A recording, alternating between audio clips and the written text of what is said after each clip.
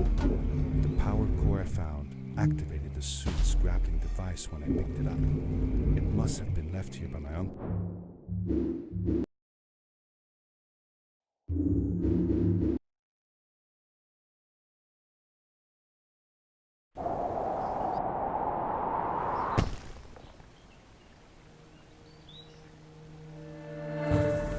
I landed with a crash, but thanks to the suit I wasn't hurt. I had no idea where the path had taken me, but back then, I didn't care so much about where I was going, or how I would get home. I was sure that someone had been here before me. Someone had built these bridges and carved these symbols, but who? Where were they now?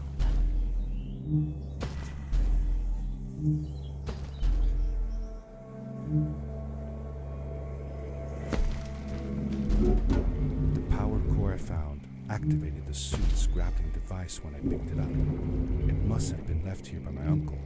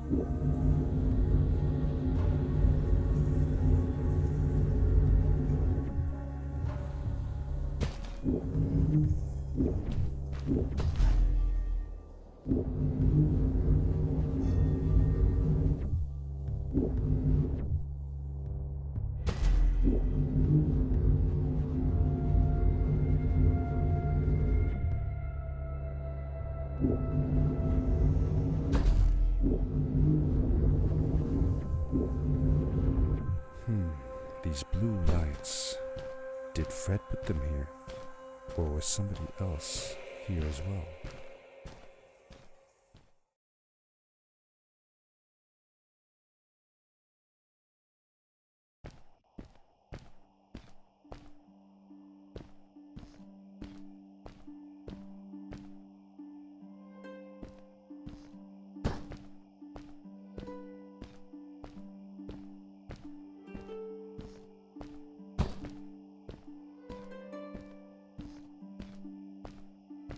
Hello, who are you? You're not from here. Wow, you look just like Fred, but smaller, and with less hair on your face. She knew Fred. I told her that he was my uncle, and that I was looking for him. What's an uncle? I said that he was, that I had known him all my life. Really? Me too. I'll help you find him.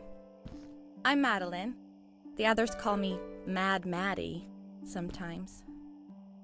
I don't know why really, but you can call me Maddie. You've never been to the village, right? Let's meet over there in the square. I'll show you around. I bet you can get there easily with your suit thing.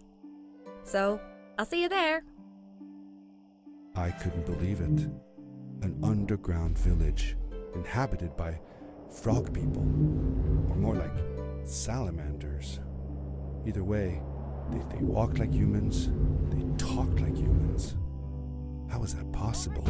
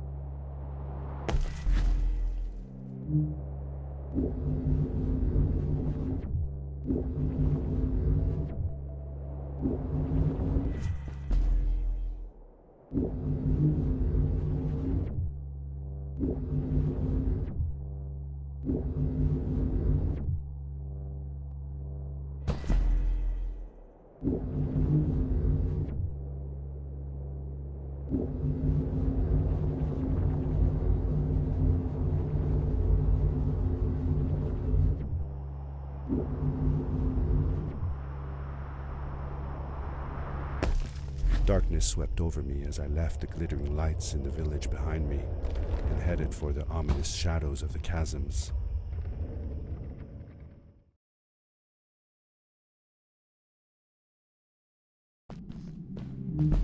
As I entered the chasms, it struck me how much darker it was in there. The shadows were black as ink, and although I tried not to be afraid, I couldn't help but shiver. Was it the darkness that frightened the villagers as well? Or was it something else?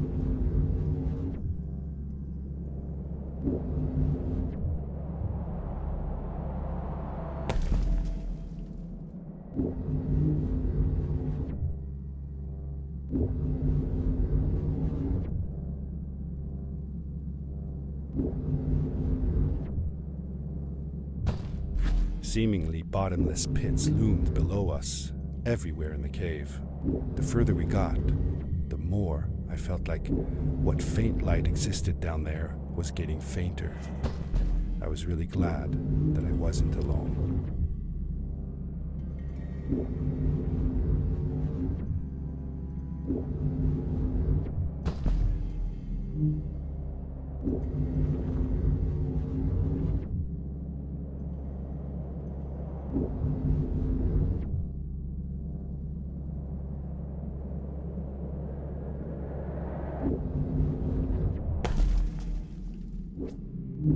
Fred has been with my people since the first villager was born.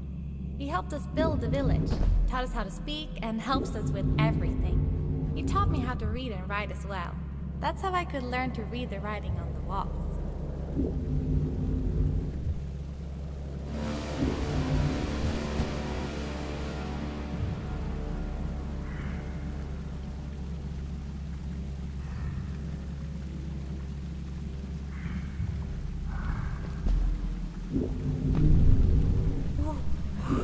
Whoa, dude. I think I figured out what that writing was going on about. Maybe we shouldn't charge right out in front of that thing. Remember what it said. Don't move when the eye is open. Yes, we did it! You're awesome. I knew you had it in you. That was close. We had made it through, and I felt like nothing could stand in our way of finding Fred.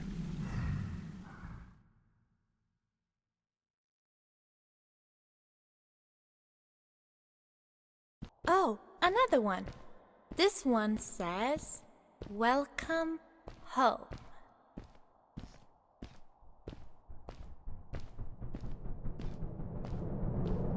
Whoa! This is it! This is where the Strays built their village. And what a beautiful place they chose. Just look at the sky. It is so big.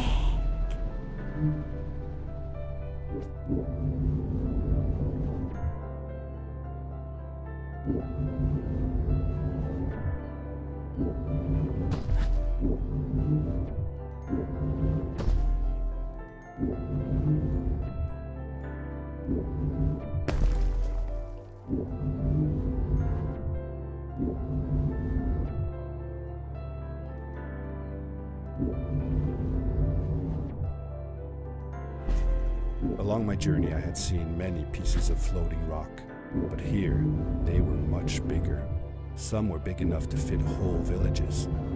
How was this possible?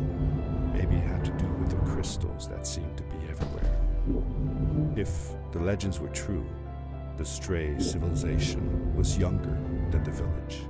Yet, they were making great progress. They invented crystal-powered machines, produced their own fabrics, and built houses out of bricks and stone. It was like a civilization was forming before my eyes.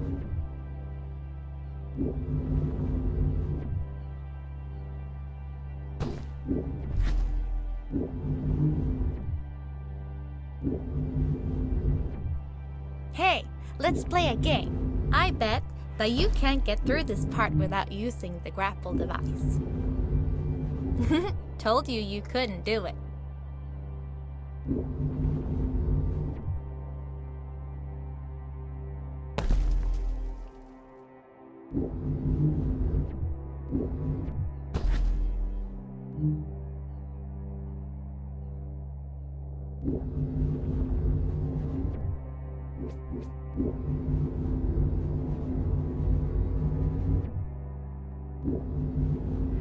Oh, what's that?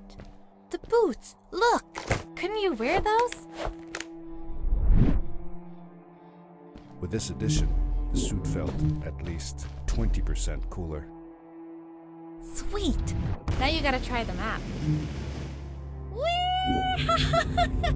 This is awesome! It was awesome. I don't know how to describe the feeling of bursting through the air like a bullet, so fast that my eyes watered and my belly was full of butterflies, never fully in control, but still feeling like the coolest kid in the universe. I guess I just described it, didn't I?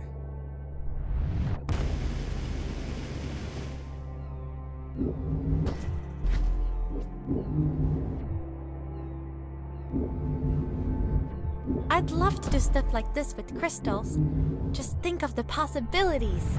Whole machines are powered by them. I almost can't believe it.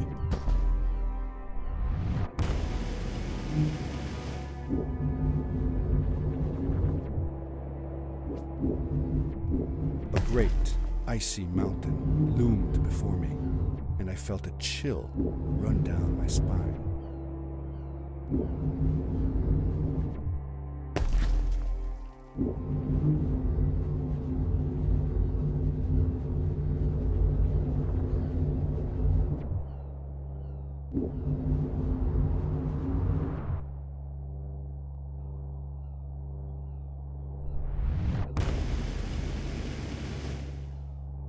We hadn't seen any people around yet, but ahead of us lay what looked like a proper town. The strays from Maddie's stories.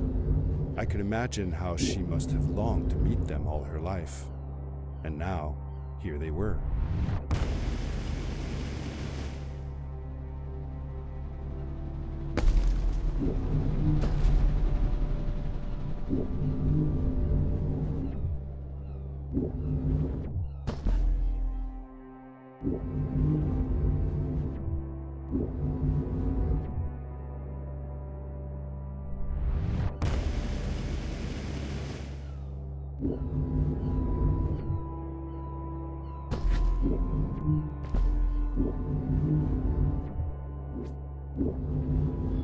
Maddie was silent for a while.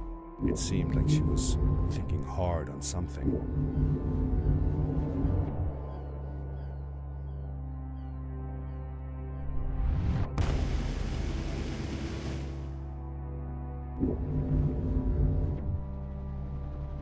Quickly, grab a hold of that crate.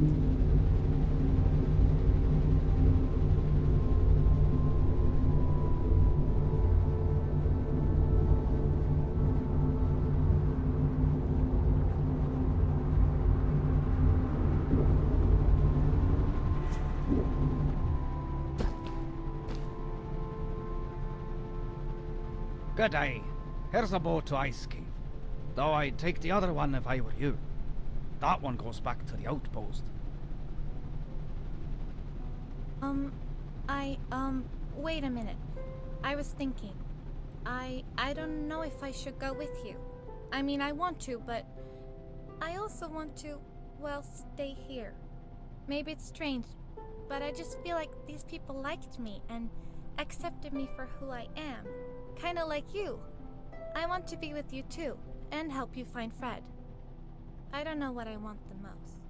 I told Madeline that I would accept whatever choice she made. I just never thought about it until now that maybe it wasn't Fred I was looking for when I came with you. Maybe I was just looking for a way out. Somewhere to be free. And I know that if anyone can find Fred, it's you. If you meet him, when you meet him, tell him to come see me, okay? I promised. Thank you. I'm glad I met you. And it won't be the same without you around. Goodbye, friend. I said goodbye to Maddie, and I had a feeling that this was the last time I'd see her. But even in this sad moment, I was happy for her. She had found a place where she belonged.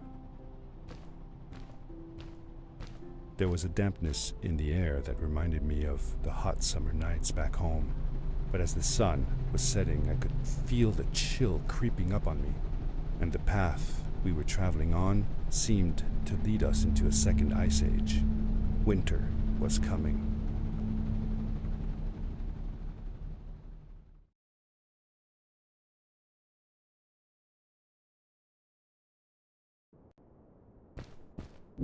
Into the caves again, and now it was just me, alone in these cold, barren halls of ice. But Fred had been here, and now I could feel it.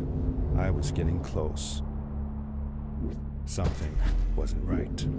The grapple device's energy beam was somehow reflected off of the ice, and I couldn't get a grip. I had to look for areas where the ice was not so thick. This was going to be a challenge.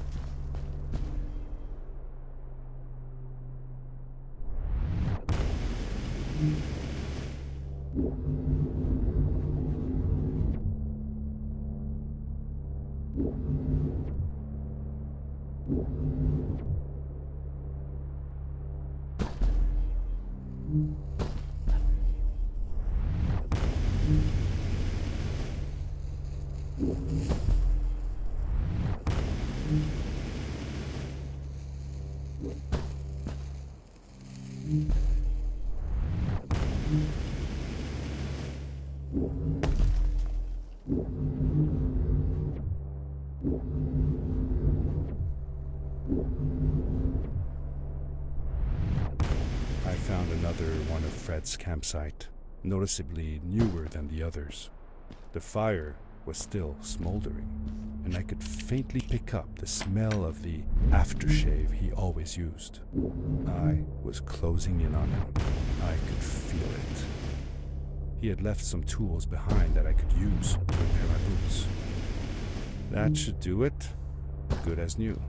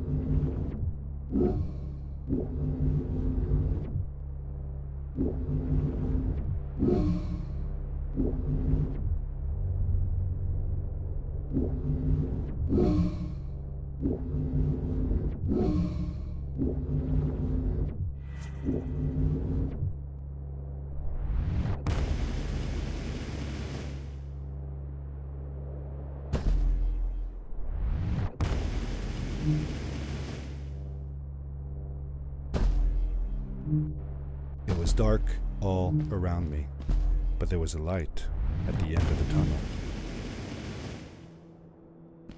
Hello? Nephew? Uncle Fred, I finally found him. My little boy. I'm glad to see you. I said that I found the suit in his workshop and that I came looking for him.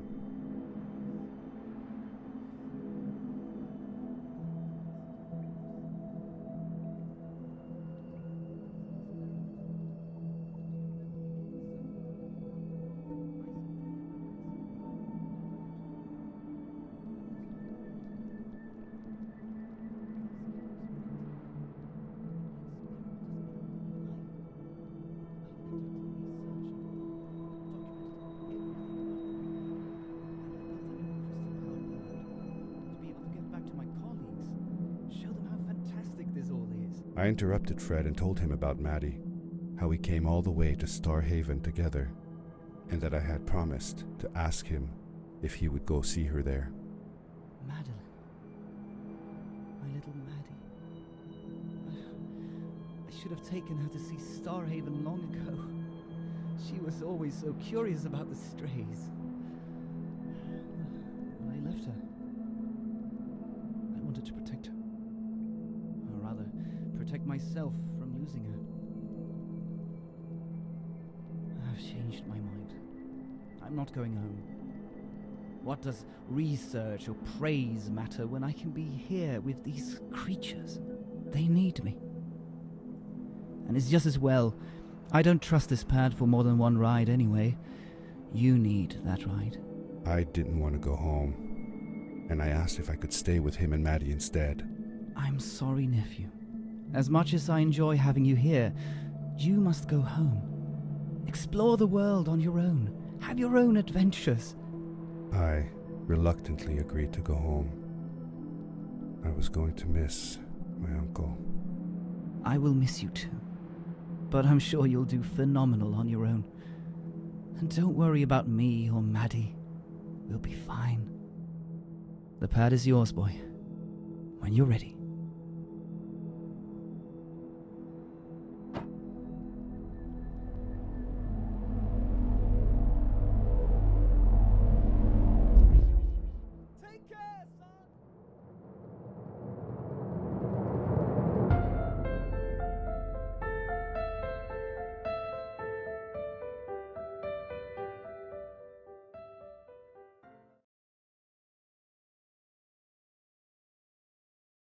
The end. Now, good night, sweetie. Wait, Dad. Does that mean Fred is still there? Who knows? That was the last time I saw him. Don't you miss him? I do, sometimes. But I don't worry about him, because I know that wherever he is, he's on his biggest adventure yet. Dear Fred, today I step into the lobby of your house for the last time. My daughter asked me to tell her about an adventure, and I came to think of you. Your house looks just like my mother and I left it years ago. After you'd gone, I was sure she was going to throw out all your stuff, but she just cleaned up. We made you a small memorial. For a while, I came here every day, just like I used to. Sometimes, I could even faintly hear your voice, calling from the observatory, asking me to get you this tool or that. I never told my mother about that day. I don't think she would have believed me. Can I believe it? After all these years?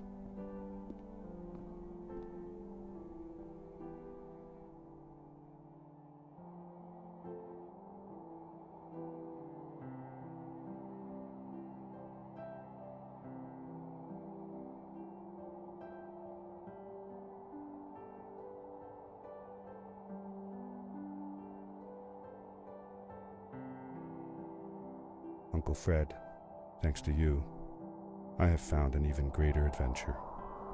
Thank you. Love, your nephew.